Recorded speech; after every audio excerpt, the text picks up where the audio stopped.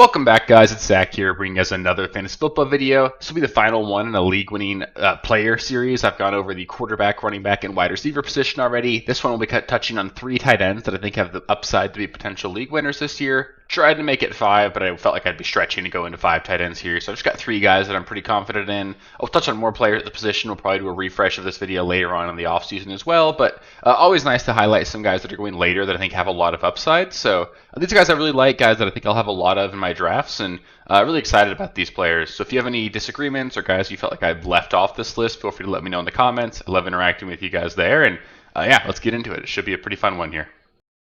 So we're going to start things off here with a rookie in Tyler Warren. He was my favorite tight end in this draft class. One of the things that you typically look for in a tight end to potentially be a top-tier contributor in fantasy football, it's something that I personally look for all the time as well, is the possibility for that player to be either first or second on his team in targets. And I think there's a clear path here for Tyler Warren to either finish number 1 or number 2 on this team in targets. You know, maybe third at worst if he finishes behind both Pittman and Josh Downs. But I think that's an easy enough room to beat out where there's at least a path towards him being the number 1 target in this offense. And then, I'm not saying he's as good as Brock Bowers, but if he is, there's nothing stopping him from being a top 3 tight end this season. You look at all the surrounding circumstances. You had Bowers join a horrible roster last season in Las Vegas.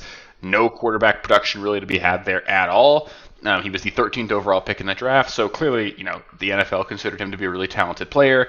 But none of us really got super excited about him for fantasy just because the landing spot wasn't super exciting. Rookie tight ends aren't supposed to perform at a high level in fantasy, even though we'd seen Sam Laporta finish as the tight end 1 the year before.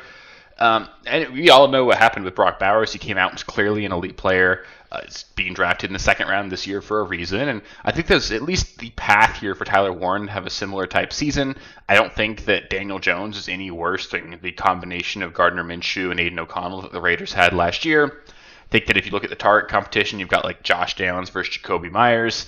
Really similar kind of players there. And the draft capital is the same here. You had Tyler Warren selected 14th overall this year. He was drafted to be an elite player. Again, in my opinion, he was the best tight end in this class. I know Loveland went ahead of him to Chicago, but I don't necessarily think Chicago always makes the best decisions. So I really do like Tyler Warren a ton. I think he can be a really fantastic player in the NFL. And he's being drafted as a tight end 11 off boards right now. So you're drafting him at the end of your draft. It's if you miss on all the tight ends. And there is at least a clear path towards him being just a fantasy superstar if he's actually that good. And I get it. The odds of that aren't great, but he doesn't have to be special to be at least the number 2 target in this offense. And that'll make him fantasy viable every single week.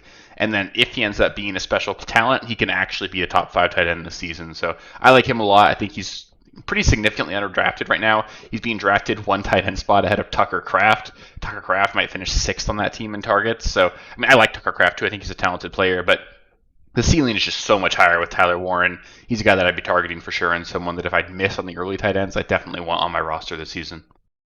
The next guy I'm going to talk about here is going to be Evan Ingram, and even I personally am not really sure how talented Evan Ingram is, especially at this point in his career. Had a pretty down season last year. I know he was hyper-targeted while he was on the field for the Jaguars, but really didn't do a whole lot with the opportunities he was given. I believe he averaged like 7 yards per catch last year, which is incredibly low. He was not an efficient player on a per-touch basis, and there's a lot of reasons to be pessimistic. The Jaguars were clearly willing to let him walk, but again, there's a path here for Evan Ingram to be a top 2 target in what should be actually a pretty good offense. If he ends up being a guy that Sean Payton falls in love with and wants to really exploit in matchups against linebackers, really move him all over the field, Evan Ingram we've seen be a guy that can command an incredibly high target share.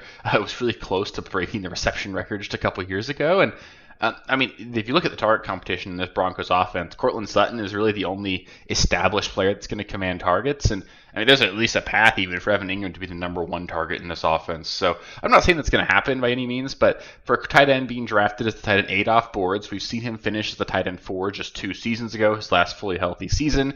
He did that with only 4 touchdowns scored. We've never seen him put up a spike touchdown season, and I don't think there's any reason why he can't do that. He's a big body. He's an athletic player.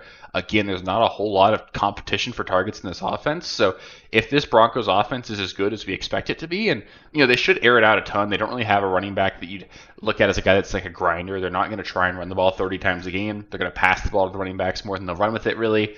This is going to be a team that's going to throw the ball a lot, and Evan Ingram could easily have a 20 to 23% target share in this offense. And if he gets lucky with with touchdowns. The sky really is the limit there, and even if not, he's a guy that could flirt with 100 receptions again. You can't really find that kind of involvement this late in the draft. And again, he's going late enough that you're not spending like a premium draft pick on him by any means. If he is washed, if he's gone, you can kind of just move on. You're not drafting him as a guy that you need to start every single week like you would be with some of the guys being drafted a couple spots earlier. And I do think there is at least a path towards top 5 production this year. So I like Evan Ingram quite a bit. I think he's a little underrated. I think people sort of forget how good he was just 2 years ago. And the last tight end I'm going to touch on here is going to be Isaiah Likely. At worst, let's face it, Isaiah Likely is the best handcuffed tight end in the league. We've seen him put up 12.5 half PPR fantasy points per game over the 9 starts in his career where Mark Andrews missed. That's top 5 production at the tight end position. So we know right away that Isaiah Likely is pretty much a top 5 tight end in any game that Mark Andrews misses. He's only getting older. There's certainly at least some risk of health concern there. Andrews hasn't necessarily been a clean bill of health the last couple of years. Got in the car crash last year, broke the ankle the year before. Like there are at least signs that Andrews is slowing down from a health standpoint. And then just like on a efficiency basis, on an ability to get open, yards per target, yards per out run, all the metrics sort of shifted last year over from Mark Andrews being the better player than Isaiah Likely to Likely actually looking like the more efficient player. Andrews seems like it's becoming increasingly likely that Mark Andrews is not on the Baltimore Ravens next season. There were a lot of rumors floating around this offseason about them potentially trading him. I doubt the locker room really blames him, but in a lot of ways, people kind of blame him for them losing in the playoffs last year, dropped that 2-point conversion that would have tied it for him. So there's a lot of room there for Isaiah Likely just to become more and more important in this offense. A guy that I think it's possible we see the snap share flip this season. I personally think that Likely is a much better pass catcher at this point. Andrews is still an elite run blocker, and he's better than Likely in that standpoint. But I think there's also the potential here for the Ravens just to run 12 personnel a lot more. They only ran that 31.4% of the time last season. That honestly was incredibly low to me. That was actually near the top of the league still, but I think there's a lot of room for that to go up. Like they're a team that has 2 tight ends that are like two of their 3 best pass catchers are tight ends. So it makes a lot of sense for them to use both tight ends often.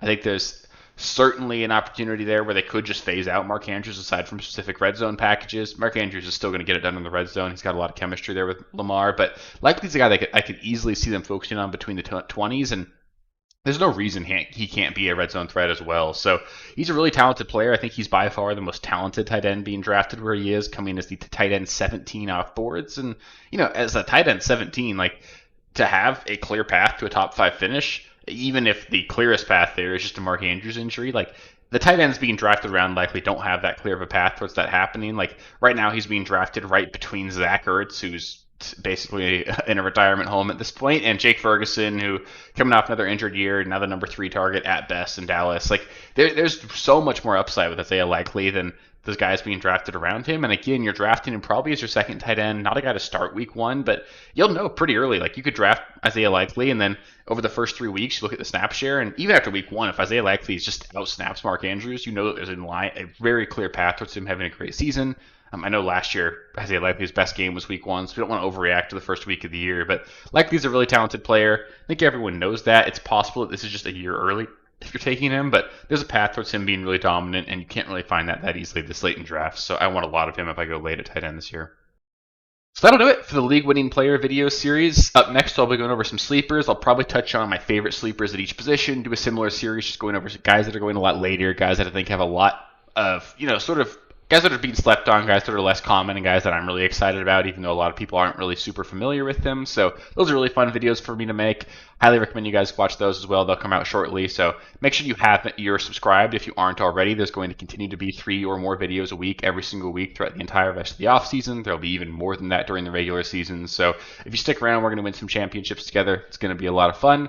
And if you did make it this far in the video, hopefully you found it useful. So just give it a thumbs up. It helps me out with the algorithm and all that. And I really just want to grow the community here. It's a lot of fun and really appreciate all you guys. So yeah, thanks guys, and I'll catch you with the next one. Peace. Thank you guys for watching. If you haven't already, please be sure to subscribe to the channel, like the video, check out these other videos here if you haven't. If you want more content, please feel free to follow me on Twitter at RealSteelFFB. I'll be more active on there as the season goes on. Thanks. Catch you later.